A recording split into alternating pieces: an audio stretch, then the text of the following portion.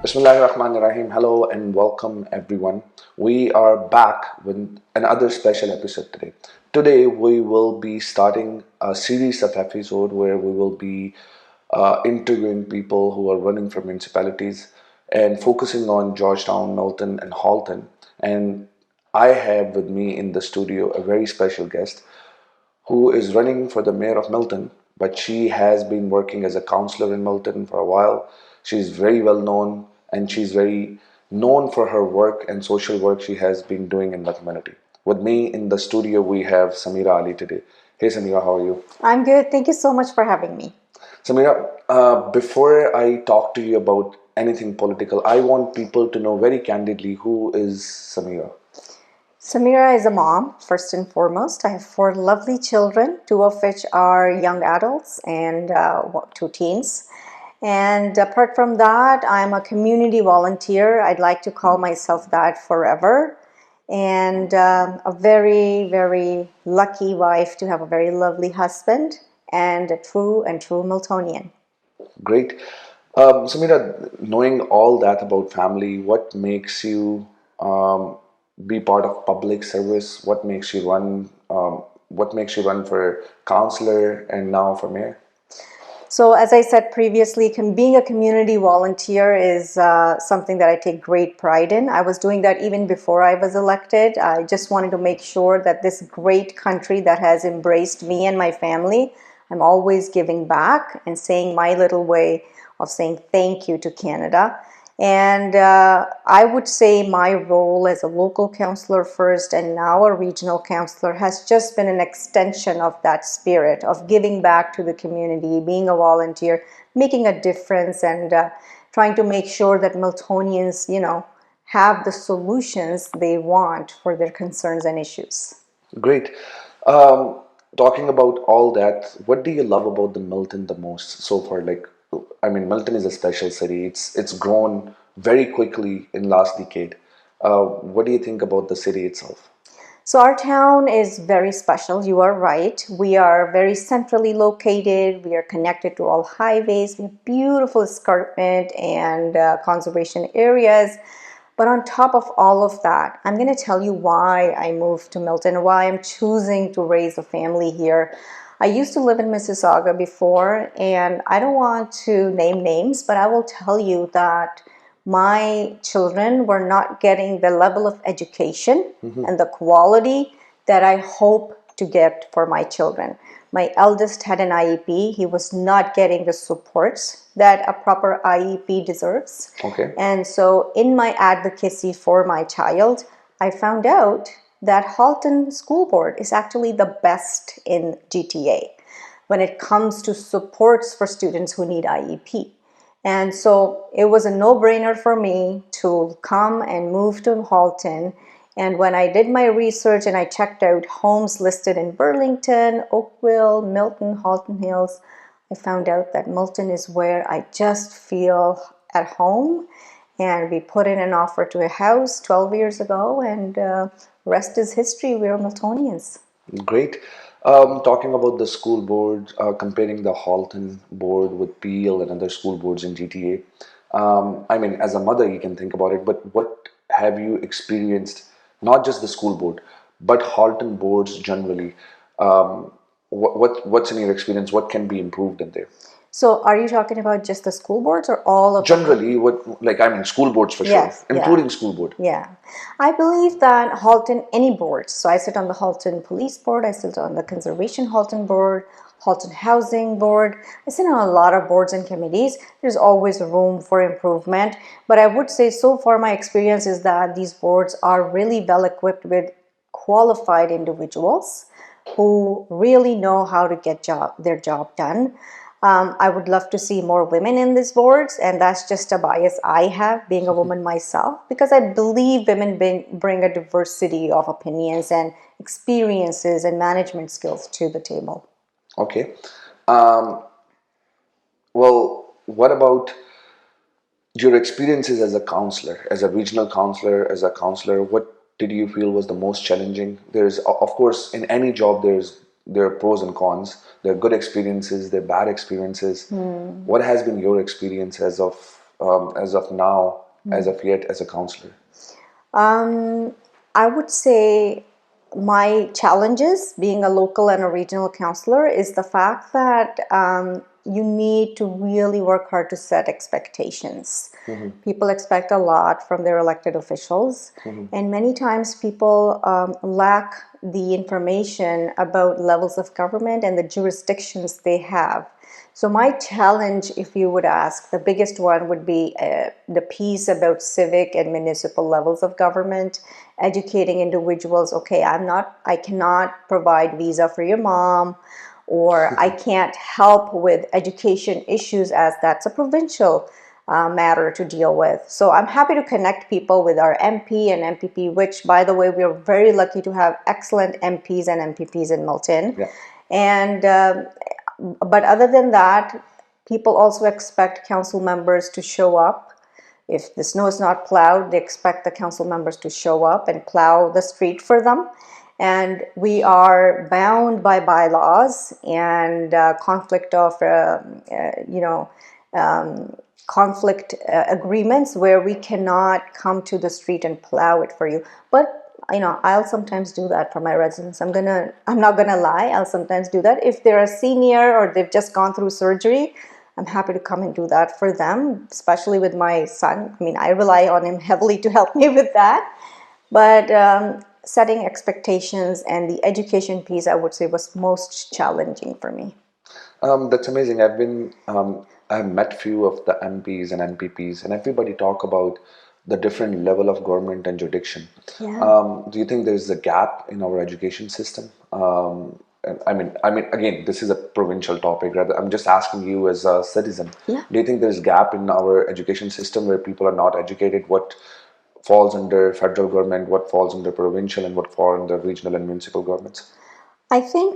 I believe, like having 4 children of my own, I know that civics is part of their curriculum, and Yeah. so they have the civics classes in grade 5 and 10. Grade 5 and 10 years. So that I feel is good, but I feel that after that there is no such reminder for the students going into real life that what the level of government are.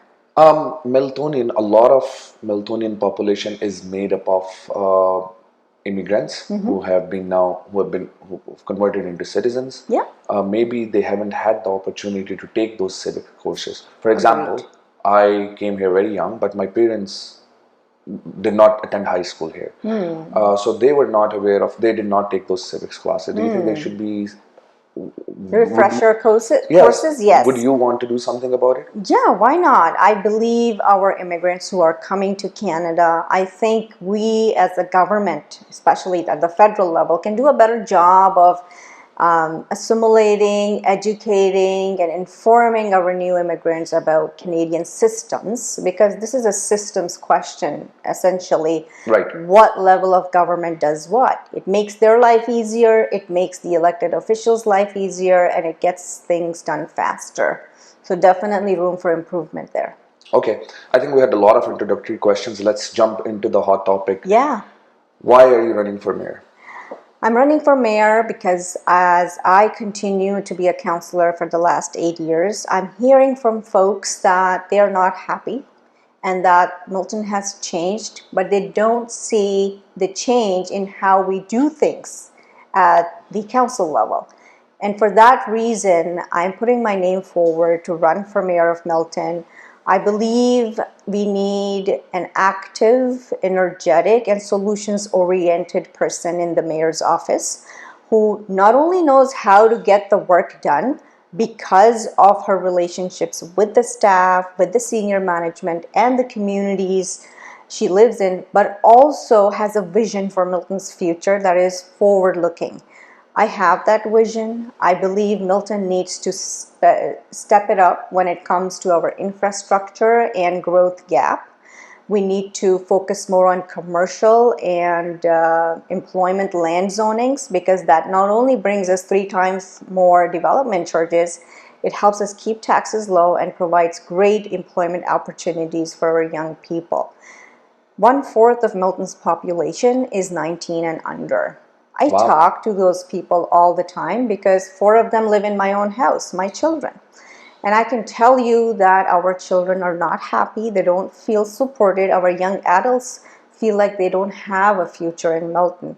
I hope and I want to change all of that. And that is why I'm running for mayor. That's amazing. You talked about commercial zoning. You talked about 1/4 being under 19, which is amazing. Which is amazing, actually. But as a politician, let me just be very candid here. 1/4 is not voting. Yeah, yeah. So I mean, you still gotta think as a politician. So what's your? If I ask you one-liner for Samira, what would that be? What is she gonna do as a mayor? I'm going to find solutions. Find solutions. Yes. Okay, that's your headline. Like That's my liner because I feel the community is feeling that the taxes are going up, and we can go into a big debate about why they're going up and why we are not seeing any improvements in the service levels we provide. But I do know that there is a possibility and a chance here, an opportunity to use those taxpayer monies to actually first focus on solutions. There are issues like snow removal. There are issues related to speeding, traffic congestion, right. issues related to too much density where it doesn't belong, many other issues. I feel these are things that can be fixed. We can do it, but we need the political will in the mayor's office. Mayors now in Ontario have strong mayor's powers, and they can use those for the betterment of the community where it is necessary. And I feel like the taxes go up, but our majority of council has not supported the service levels that we need to keep up with this growth. Okay, that's very good to hear. So let me ask you this. What can you not do as a councillor, which you will be able to do as mayor? I mean, what are the restrictions as a councillor, which you want to, like, I mean, you're already a councillor. Yes. You already have an opinion. You already have a voice. You're already Right. sitting in the municipality. 100%. So how does it make, what difference is it when you're sitting there as a mayor versus a councillor?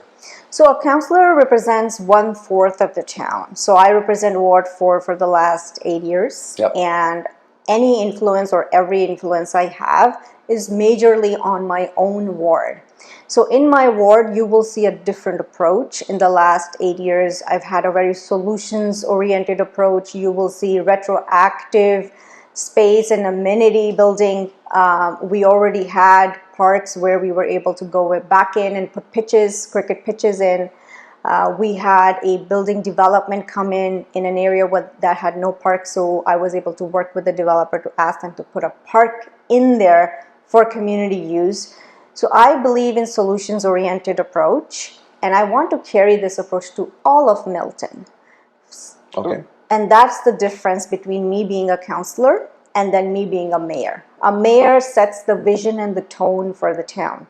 If the vision and the tone for the town is just to keep taxes low and not to balance that with proper solution finding, we will be in a situation as we are today, where people are not happy, our young people don't see a future in Milton, our seniors are not feeling supported.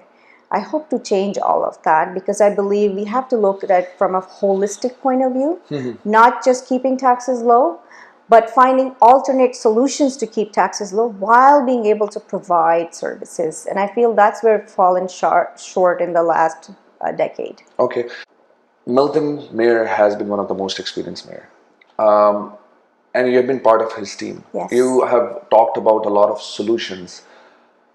Comparing to him one-on-one, because he is also part of the race, if I'm not wrong. Right. Don't you feel a little challenged that someone with so much experience is competing against you? Definitely, I have deep respect for our mayor. Yeah. I've learned a lot from him too, as a politician, quote unquote. Having said that, I believe that Milton is ready for change. I have seen the data for last municipal election. The mayor only won by 900 votes.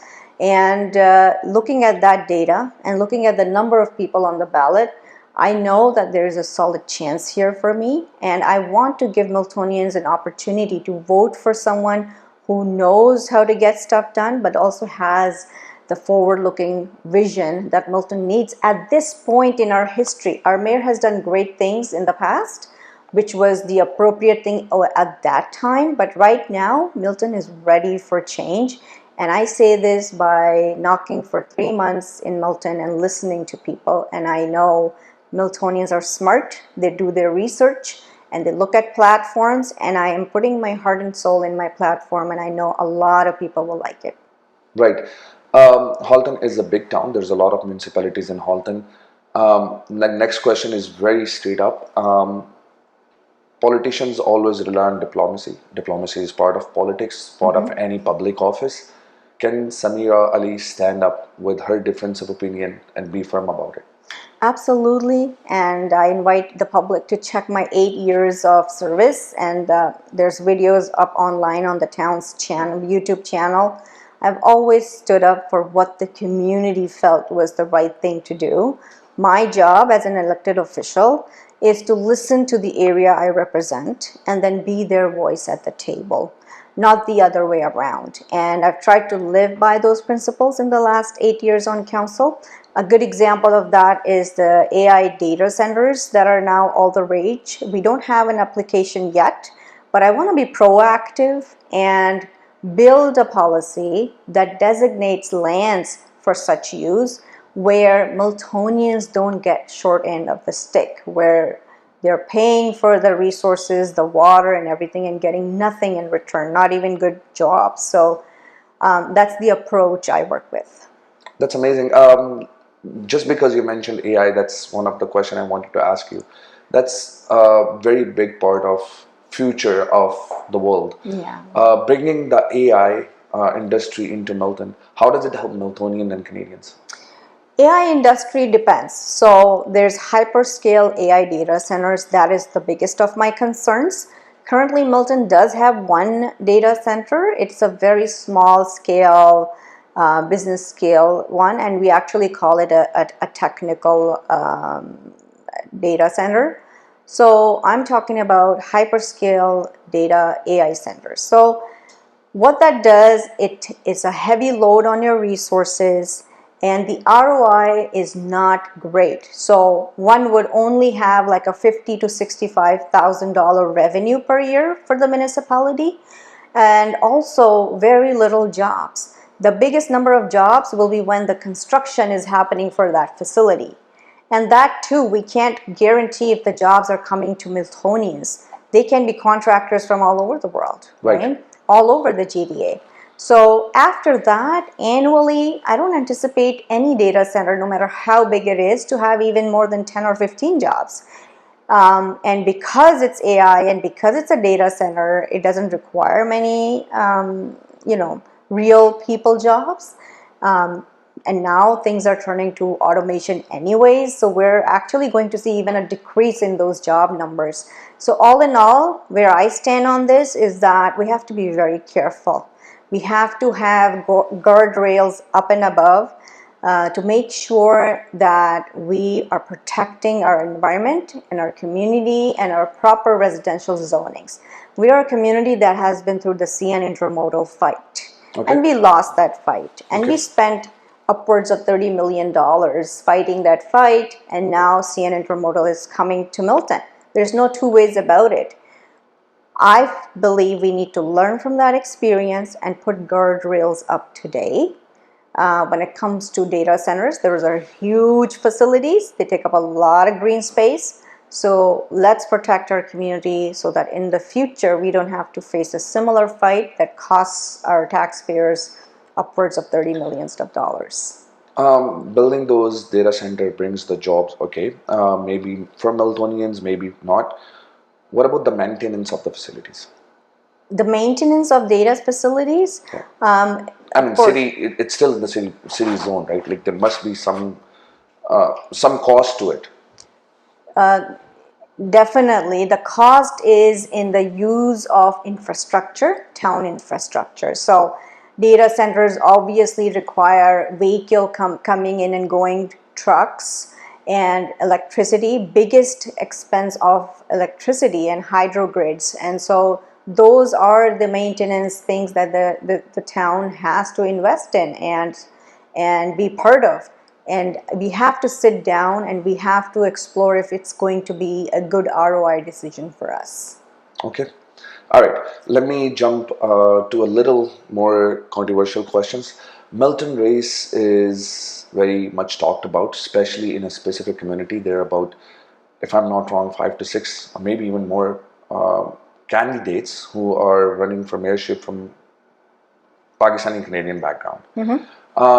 That's a question. I have a very different opinion about this question, but because people asked me to ask this question to all the mayor candidates, why couldn't the community sit down together and propose only one candidate or maybe two? Why so many candidates are taking a stand?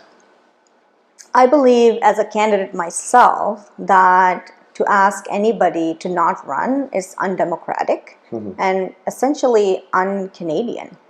It's a Canadian value that we all have charter freedoms to run for any position that we feel are qualified for. So I don't have any opinion this way or that way on anybody running. Having said that, I have faith and I have confidence in my own abilities, my experience of 8 years, and Miltonian community who always does their proper research when voting in elections. And I believe that when they see my platform and they see the great solutions I'm providing with my experience, they will love it and they will choose my platform over anybody else's. Okay. Do you think this race will bring more number of voters? Because typically municipal election turnout is lower than Yes. MPP or MP elections. I Federal believe, provincials. yes, so my analysis of looking at the names on the ballot so far, and that could change, by the way, by August 21st. That's the last day to file nominations. So we could see more people or we could even see some people drop out. We don't know. But at the moment, the ballots I'm looking at, not just for mayor's race, the local councillor and the regional councillor races in all the wards, I believe this is turning out to be a change election where we have candidates who are going to pull out a lot of vote, and that is exactly what a healthy democracy looks like, and that is the kind of election that actually brings a change in the mayor's office. So I'm very positive. Okay, let me ask you a tough one. I've been part of social media. I've been part of a lot of groups from Milton, from Georgetown, from Halton. I sense a little bit of racism as well on social media only, not in real world. It's rarely any. Do you think Milton is ready for a female mayor, for a Pakistani female mayor? I believe they are. And I wouldn't be putting my name forward on this ballot for mayor if I wasn't believing in this fact. Aren't you worried about discriminations? There will be people who will definitely not vote for me because of who I am and things I can't change, like my gender, my religion, or my race. Having said that, those are not the people who I hope to represent anyways. I am not here to represent racists on either side of the argument. I'm here to represent good people of Milton who believe in unity, who believe in Canadian values, and are really holding their politicians accountable to deliver on the promises they made. Those are the people I'm going for, and I'm hoping to vote for me. I'm knocking doors. I'm going to tell you, I've been knocking doors for 3 months. I've had zero racist encounters so far. Good to hear. And so what you see on social media is definitely not a good picture of what actually Miltonians are like. Social media has become really an echo chamber. It's the same people under different anonymous profiles posting the same things. And to people watching today, this interview, I would just advise everybody to just ignore all of that. Go out, meet your neighbor, say hi to them, go to the park, play ball with the kids in the park. That's what Milton is all about. None of this hate you see on social media is actually real. It's not. Okay. Thank you, Samira. I would like to take a message from you, but before that, I'm going to play a very quick rapid fire game for you. Let's quickly talk about sports. What's your favorite sport? Cricket. Cricket. Who's your favorite cricketer? Wasim Akram. Oh, Wasim Akram. Okay. What's your favorite? What kind of genre do you like when it comes to movies? I love comedies. Comedies. What's your favorite movie? I love anything that has Will Ferrell in it. He is my absolute favorite comedian. Makes sense. All right. Let me talk to a little political questions. If Samira was not running, who would be her favorite candidate? Controversial question, but I want to hear that from you. That's a very controversial question for sure. I would be voting for someone who is carrying the same experience and values that I have today. If it was not me on the ballot, someone who was exactly like me. Someone with the experience. Okay, great. Yeah. I'll take that answer, but it's not what I wanted. I wanted to know. I know but you were it's trying okay. to stir the pot here, but All right. it's So, not my first rodeo. Let's okay. just say that. Perfect. All right. Who is? I'm gonna take the name of two presidents of United States. Okay. Just pick one. Who would Samira vote for? Donald Trump or Barack Obama? Barack Obama, no doubt about that. All right. If Samira was running for a provincial election, which party would she be running from? Now, in this current environment, the Liberal Party has no leader, and the NDP has Merit Styles, but I feel like some of their stances on the social services are too far left. Okay. I would vote for Doug Ford, I guess. Okay. Yeah. Let's jump to federal. The same question. If Samira was running for a member of parliament in federal assembly, which party would she be running for? So I'm basically, and going back to my previous answer for the Ontario government, I'm someone who looks at the leader and the local representative. If I like the candidate who's running to represent us locally, and the leader has great platform, I'll vote for them. It doesn't matter which party. I was a big fan of Lisa Raitt when she was our MP, and now I'm a big fan of Adam Van Couverden. And so I currently, if today was an election, would vote for Mark Carney because I think he's doing a good job. And with Trump on the other side, we need some experienced financial background person to kind of match that level of, I'm going to say it, insanity that we're seeing in US. Right. That's something we can talk about all day long, right? Yeah. Thank you so much, Samira, for giving me the time. Good luck for your campaign. But Thank before you. I let you go, I want you to talk to directly to the people of Milton and whoever is listening to us. Okay. What would you say to them? Hi, I'm Sameera Ali. I've been on council for 8 years and I'm now running for mayor. My website is sameeraali.ca. End of August, you will see a very detailed platform on my website. It will have a lot of solutions for everyday problems that you and I face living in Milton. I hope you will take a good look on that and you will do your proper research, and I'm sure you will love my platform. October 26th is election day. I'd love to have your vote and support. Thank you. Thank you so much again, Samira. My pleasure. Guys, this was a special episode and I really enjoyed talking to Samira. If you agree with her views, her plans, her missions and future, please go out and vote for Samira. This was the episode today. See you next time.